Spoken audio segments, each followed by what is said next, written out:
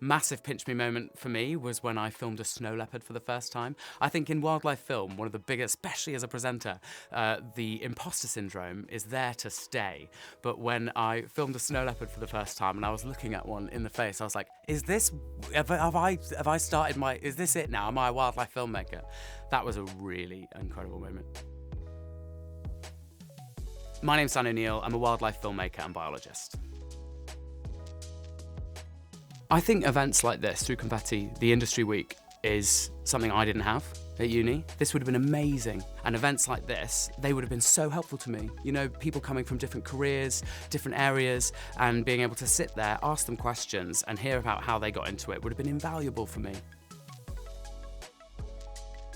I studied zoology at Sheffield University, and then after doing, a lot of field biology work around the world, specifically in the Amazon, I just realised through taking pictures and little videos that I preferred the communication side to the actual science, and then did a master's at the University of at UE Bristol in partnership with the BBC Natural History Unit.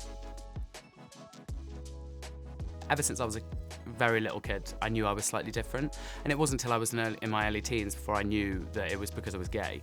But I always loved adventure. I come from a family of, we always loved being outside, but there was never anybody that I thought was like me being represented in the TV shows that I watched. I was obsessed with Steve Backshall shows. I loved watching David Attenborough. I loved those explorer stuff. I love those explorer shows.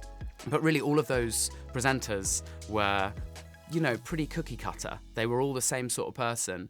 And I think that is a massive, realising now that I can do it. I've had my hurdles. There were difficult times whilst trying to convince people to give me opportunities, because there's never been an LGBT wildlife presenter on television ever.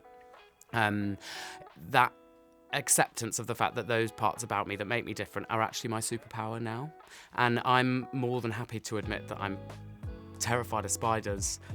I'm more than happy to admit that I'm pretty scared of snakes. I'll still swim with an anaconda though, which I recently did, and I'll get up close to a Goliath bird-eating spider. But I think it's important to show people that you are yourself, because you can be a scientist and still be slightly afraid of things, and you can not fit the mold and still be incredible at your job. I mean, you can't be what you can't see. And if you want to do something and you can't see anybody being it, instead of being afraid to do it, you should be that person that's doing it so that people can see you do it. And, if you have the strength to do that, it's a really good thing to do. I think, we're a massive community. We're a global community, and it's, and find people similar to yourself, and you'll realise there's a lot of strength in that. It's hilarious how I seem to have made a niche for myself out of fear. It's quite funny, actually, the series we've just done, Giants, which is coming out in spring, the moment where I swam with the anaconda, they realised quite early on when they were making it that I was quite funny when I was out of my comfort zone. They made me walk up to a wild bull elephant, pretty dangerous. I stood up in the back of a car with a wild male lion that stood in front of me, swam with an anaconda in the water. That was amazing. And swam with great white sharks, got in a perspex box with a saltwater crocodile, and it appears that that's what people like. I think, like a lot of the time, people don't talk about how they struggled, and I wasn't very good at school, I was at a school where they had sets, so from set 1 all the way to 8, and I was in set 8 for lots of different subjects all the way through my school career. I struggle with concentration quite a lot, and even all the way into my university course there were people that I was like, I wish I was as good as you. And I think that it's, I don't think that should be something that holds people back. It's really easy once you've found that passion to kind of channel it, and I found my passion through film and wildlife, and now it's much easier for me to manage that. I think in terms of career-wise, it's complicated because not everybody has, knows exactly what they want to do. But I think make mistakes and go down different avenues, and don't be afraid to quit something if you're not enjoying it.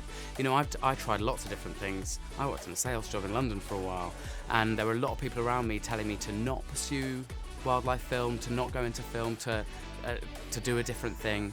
And I didn't listen, and it worked out well for me. I don't know if that's good advice, because maybe I was really lucky, and I know I was.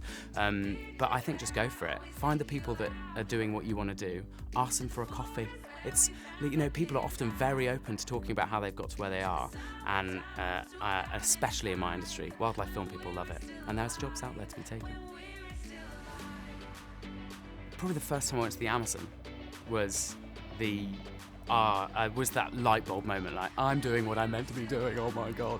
I was at university, I was studying zoology, and I was accepted onto a programme to go out and be a research assistant in Guyana, in the rainforest there.